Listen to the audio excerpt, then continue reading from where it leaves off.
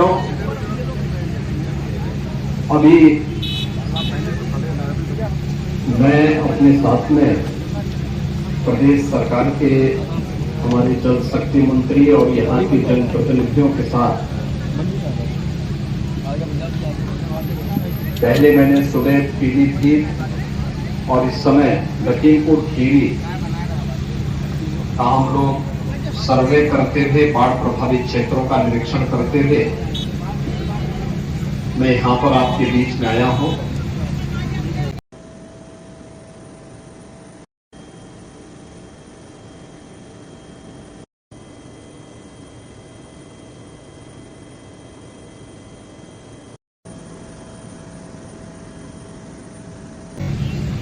एक 133 गांव जुलाई मास के प्रथम सप्ताह में ही आई इस अतिवृष्टि के कारण बाढ़ की चपेट में है। हजारों हेक्टेयर भूमि जो खेती की फसल की भूमि है वह फसल उससे प्रभावित हुई है। बाढ़ से बचाव के लिए जनप्रतिनिधिगण और स्थानीय प्रशासन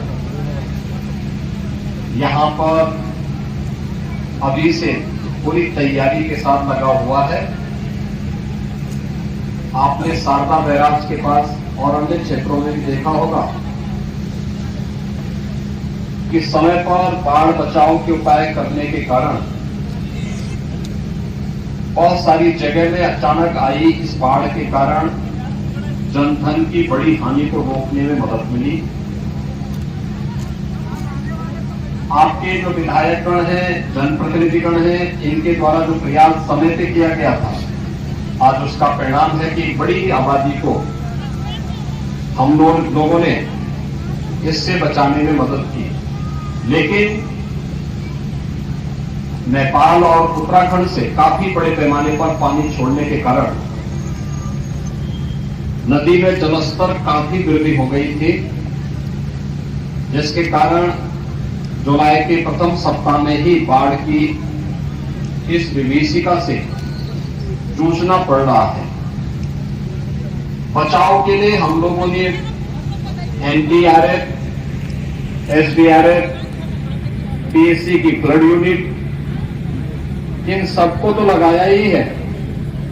स्थानीय गोताखोर भी हैं। हर ग्राम पंचायत में नौकाओं की व्यवस्था के लिए भी कहा गया है। बाढ़ चौकियां भी यहां पर 38 बाढ़ चौकियां भी स्थापित की गई हैं। बाढ़ से 12 जनपद वर्तमान में प्रदेश के प्रभावित हैं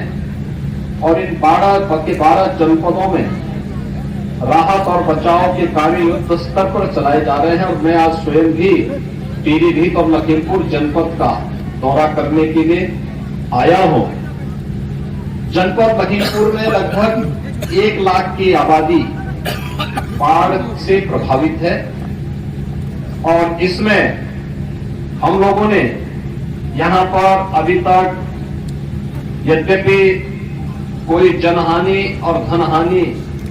हुई है, लेकिन जनहानि नहीं हुई है, पशुहानि नहीं होने के समाचार अभी देखने को मिले हैं। लेकिन साथ साथ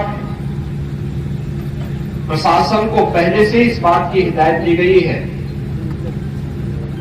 इस सीजन में बरसात में जल जमाव के कारण सांप के काटने से, बिच्छू के काटने से या जंगली जानवरों के काटने की शिकायतें आती हैं।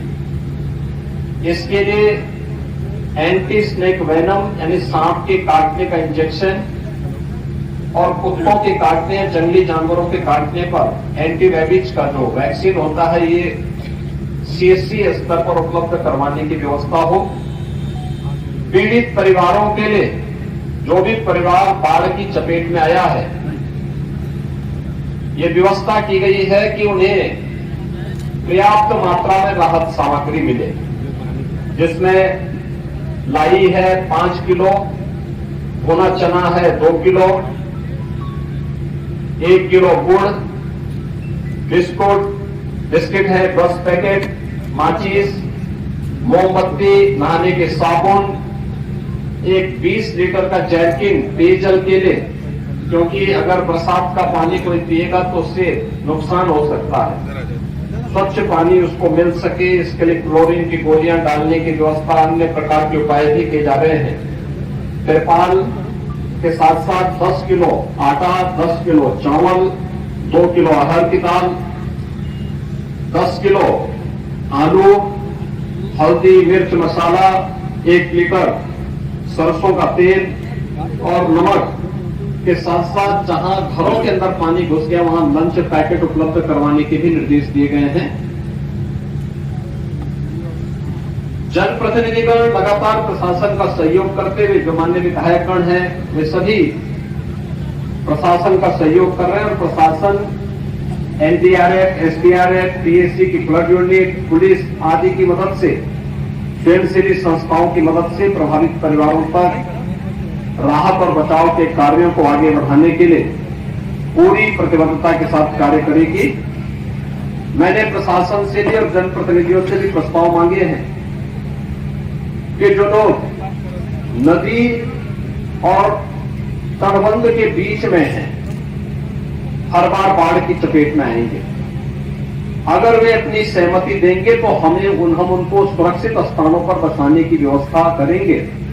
इसके लिए उनके लिए आवास वगैरह बनाने की व्यवस्था करेंगे। जैसे कि लखीमपुर खीरी में पहले हम लोगों ने प्रधानमंत्री आवास योजना की एक मॉडल, एक पूरी नई कॉलोनी के रूप में उसे विकसित करने के कार्य किए हैं और यही कार्य हम लोग यहां पर उन बाढ़ पीड़ितों के बचाव के लिए करेंगे, जो भी लोग उससे प्रभावित होंगे या जो लोग उस प्रकार के